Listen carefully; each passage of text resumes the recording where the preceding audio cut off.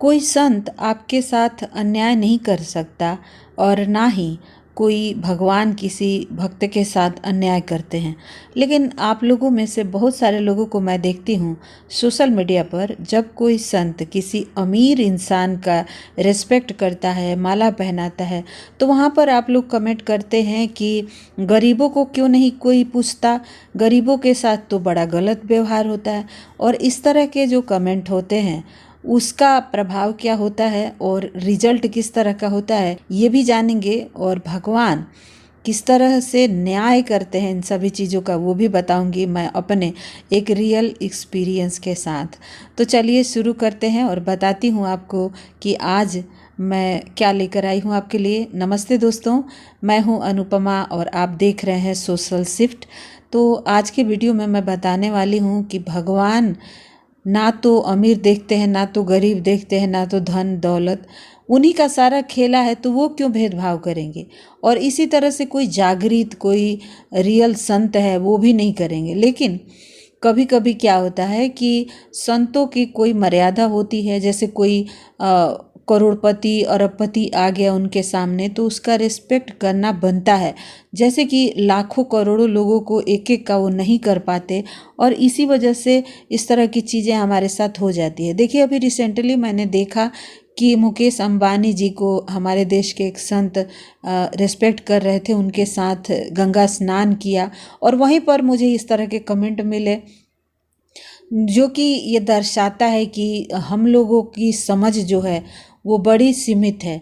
एक बार की बात है कि मैं जा रही थी लखनऊ अपने घर की रजिस्ट्री कराने, और मेरा रिजर्वेशन नहीं था। मैं बस से जा रही थी, तो दिल्ली में मेरा एक नाइट रुकना था। जब सुबह मैं तैयार होकर और बस का इंतज़ार कर रही थी तो मुझे बगल में एक मंदिर दिखाई दिया, गौरी शंकर मंदिर। आप लोगों में से बहुत सारे लोगों ने देखा होगा।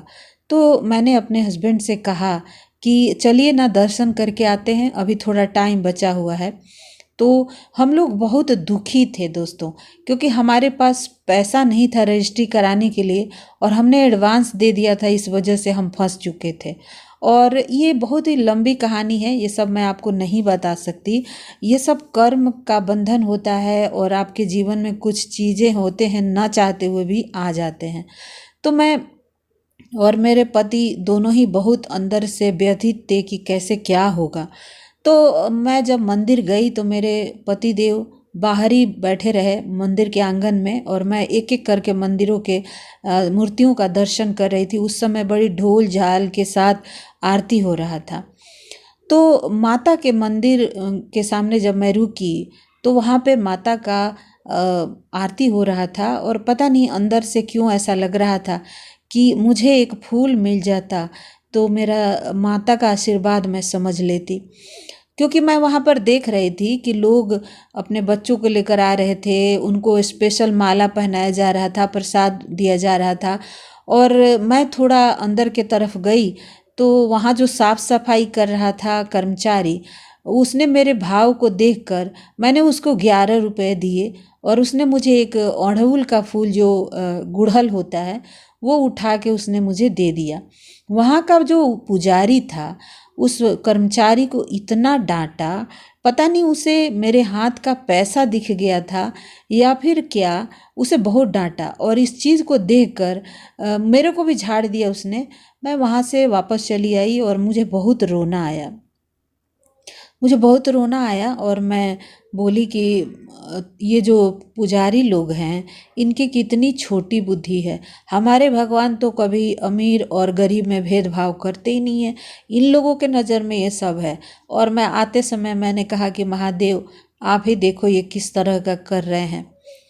तो दोस्तों, जब मैं लखनऊ गई और बिना पैसा के मेरा किस तरह से इंतज़ाम हुआ, किस तरह से पैसे आए, सब कुछ मेरा हो गया, रजिस्ट्री हो गया, और मैं इतना भगवान का धन्यवाद दे रही थी कि कैसे इन्होंने किया। वो फूल जो मैं लेके गई थी वो अपने पास ही रखी थी भगवान का आशीर्वाद समझ के। और फिर 1 डेढ़ साल के बाद वापस जब मैं उस मंदिर में गई, अचानक से फिर से मुझे वहाँ जाना पड़ा। तो जब मैं गई तो मैंने कहा कि इस बार मैं इस पंडित को सबक सिखाऊंगी। और मैंने उसको पहले ही 500 का नोट दिखा दिया। और उसके बाद तो दोस्तों उसने गौरी शंकर मंदिर में मुझे बुला के, अंदर बुला के उसने मेरे हाथ से महादेव का पूजा करवाया। और उसके बाद बजाते उसने मुझे प्रसाद दिया। और मैंने महादेव का धन्यवाद किया कि कहीं ना कहीं आप अपने भक्त का बदला ज़रूर ले लेते हैं। और उसके बाद मैं हर एक मूर्तियों का दर्शन कर रही थी। उस दिन उतना भीड़ भी नहीं था, परंतु ऐसा लग रहा था कि उस पूरे मंदिर को भगवान ने मेरे लिए खोल कर रखा है और भीड़ भी कम रखा है। और मुझे स्पेशल गेस्ट के तरह वो वहाँ पर सारा कुछ पूजा करवा रहे थे। तो दोस्तों आप लोग निराश मत होइए। हमारे जैसे साधारण इंसान की छोटी सोच हो सकती है, लेकिन भगवान के नज़र में भाव ही उनका बहुत ज़्यादा उनको पसंद है। हमारा भाव ही भगवान देखते हैं कि हम किस तरह से उनको याद कर रहे हैं। उनको हमारा पैसा नहीं चाहिए, हमारा फल फ्रूट कुछ नहीं, तो सारा उन्हीं का है। हमारा सिर्फ भाव होता है।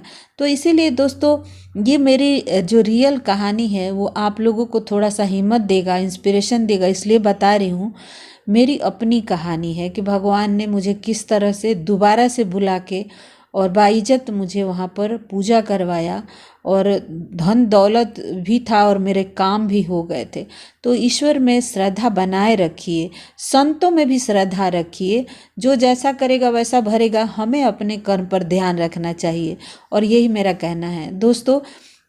मैं जो भी कहती हूँ अपने इस चैनल के ऊपर या फिर मैं ज्योतिष वाले चैनल पर, वो 100% रियल होता है। इसमें कोई मिलावट, कोई झूठ नहीं होता है। तो इसे आप एज इट इज़ रियल समझिएगा। और अगर आपको पसंद आता है तो इसे लाइक कर दीजिएगा, चैनल को सब्सक्राइब कर सकते हैं, ताकि हम फिर से नई नई कहानियाँ और नई सोच आप लोगों के सामने ला सके। Thank you so much video देखने के लिए। धन्यवाद।